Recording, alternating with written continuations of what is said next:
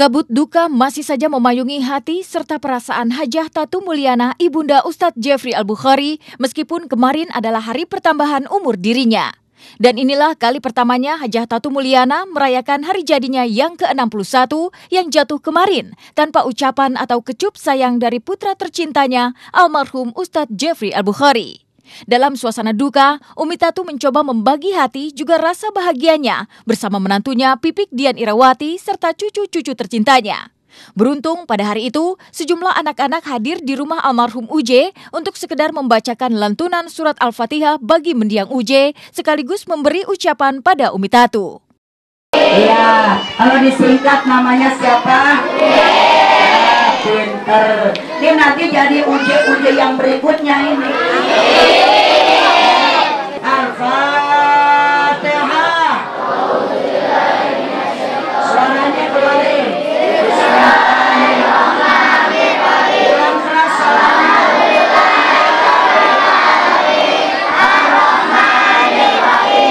mudah-mudahan anak-anak yang datang Umi doain jadi anak yang soleh dan soleh. Saya terus di sana muter. Ya.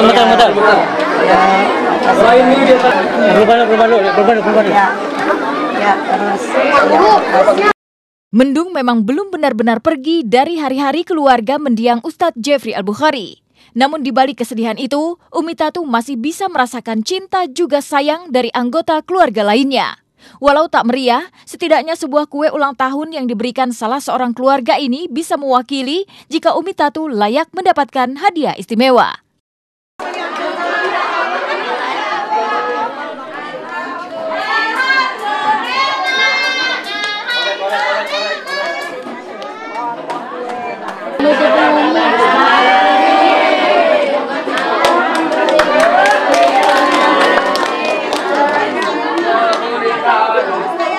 Ibu nyanyi selamat ulang tahun Ibu.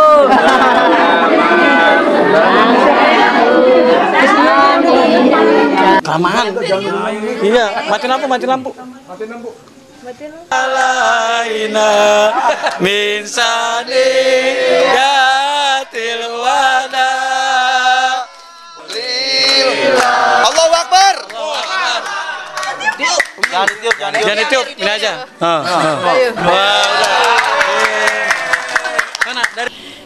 Nggak niatnya mengharapkan tahun ini Umi berulang tahun seperti tahun-tahun lalu. Umi juga masih merasa berkabung, masih merasa sedih, masih nggak mikirlah ke situ. Yang penting Umi sehat begitu. Tapi ternyata tadi malam ketika Umi mau tidur jam 12, ya Umi nggak ada pikiran apa-apa, enggak. Kok pada baca sholawat badar, apaan ini?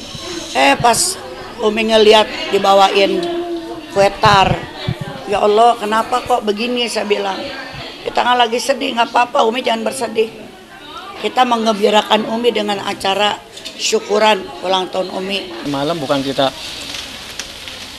wah lagi berduka kok begini, enggak.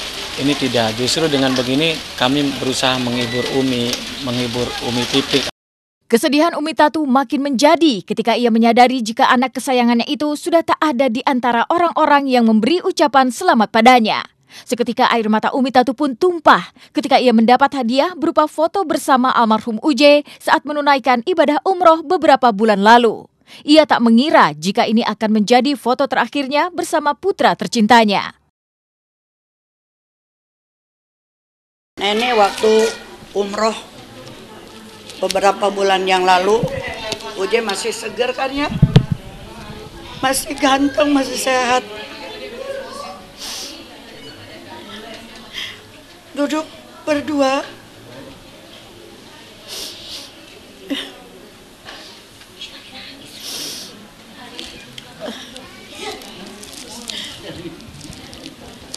ya tentunya suasananya lain seperti tahun lalu, bergembira semuanya kumpul.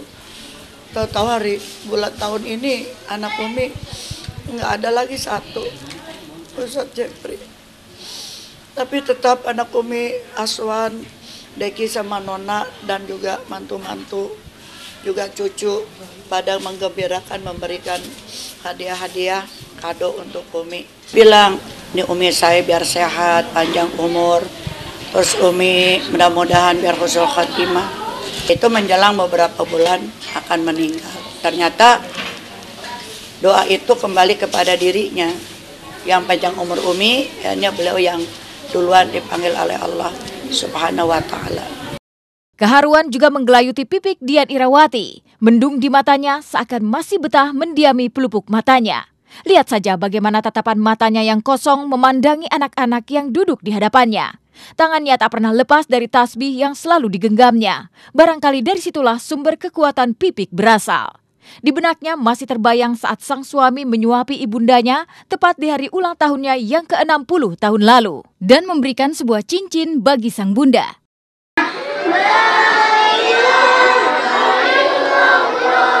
Ada sedikit saja Umi mewakili dari anak-anak Majelis Anak Soleh. Ada rasa apa dari teman-teman semua ya? Datang kali ya? Iya.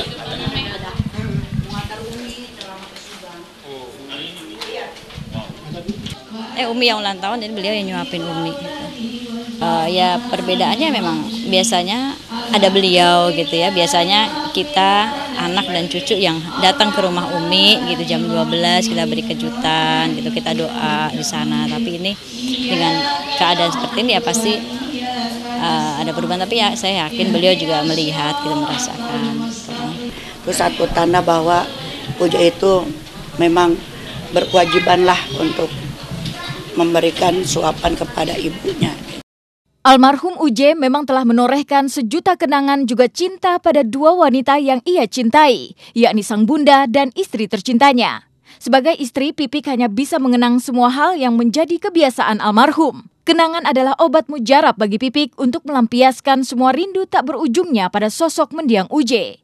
Seolah ingin meresapi semua memori indah itu, Pipik pun tak ingin merubah semua benda peninggalan almarhum. Kebiasaan beliau berendam di bathtub dan itu yang selalu minta dipersiapkan air hangatnya, ada busanya gitu, sampai terakhir saja mau meninggal pun juga beliau minta mandi di dalam bathtub gitu ya. Itu yang hilang gitu. Lalu tidak ada lagi saya mengantar di depan gerbang saat beliau mau pergi lalu mencium tangannya, itu pasti yang kehilangan itu. Sampai kapanpun barang-barang pribadi beliau tidak akan pernah bergeser dari manapun. Kalau untuk lelang itu belum ada obrolan ke saya, tapi saya masih memikirkan itu, apakah harus saya lelang atau harus saya perbaiki dan saya simpan, karena itu jadi memang hak saya gitu ya. Tapi itu belum ada obrolan ke situ. Tapi kalau untuk barang-barang pribadi milik suami saya tidak akan pernah bergeser atau untuk dilelang, itu enggak, karena saya tidak berkenan seandainya barang-barang pribadi milik suami saya dilelang seperti itu, karena itu menjadi kenang-kenangan saya dan anak-anak saya. Di hari ke-11, lantunan tahlil, takbir juga tahmid masih menggema di kediaman almarhum. Ayat-ayat suci tak pernah putus mengiringi tidur panjang sang Ustadz Gaul di taman asrinya. Bahkan menurut guru besar almarhum Kiai Haji Khodamul Kudus yang semalam berkesempatan hadir untuk memberikan tausiah, suasana ini akan berlangsung hingga 40 hari ke depan.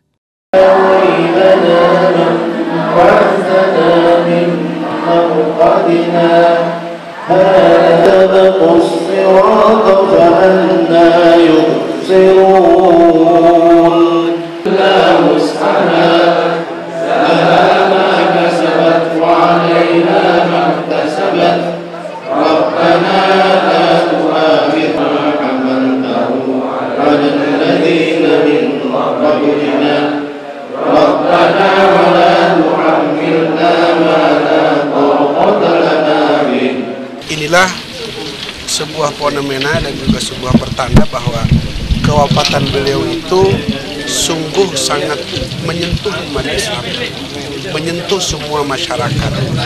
Sehingga maaf, ketika beliau wafat itu saya masih berada di Saudi, di Mekah Al-Mukarramah.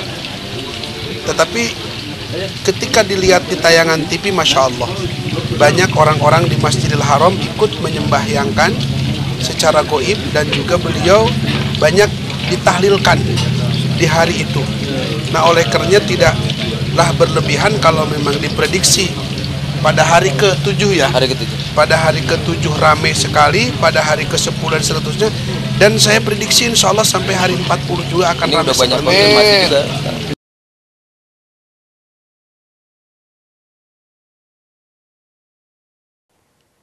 Hai, selamat pagi pemirsa Was-Was. Dengan suasana hangat di pagi hari ini, saya Sylvia Fuli akan menemani Anda selama 1 jam ke depan.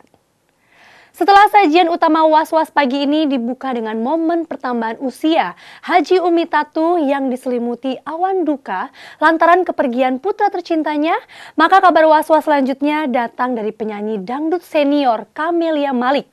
Membangun mahligai rumah tangga dengan aktor lawas Hari Kapri selama 25 tahun, nyatanya pernikahan mereka kini diambang kehancuran. Kabar ini merebak luas pasca Camelia mengajukan gugatan cerai ke Pengadilan Agama Jakarta Selatan pada tanggal 30 April silam. Lantas benarkah jika kehancuran rumah tangga Camelia dan Hari disebabkan sudah tidak ada kecocokan lagi, atau justru ada sejumlah faktor lain yang harus mengakhiri biduk rumah tangga mereka?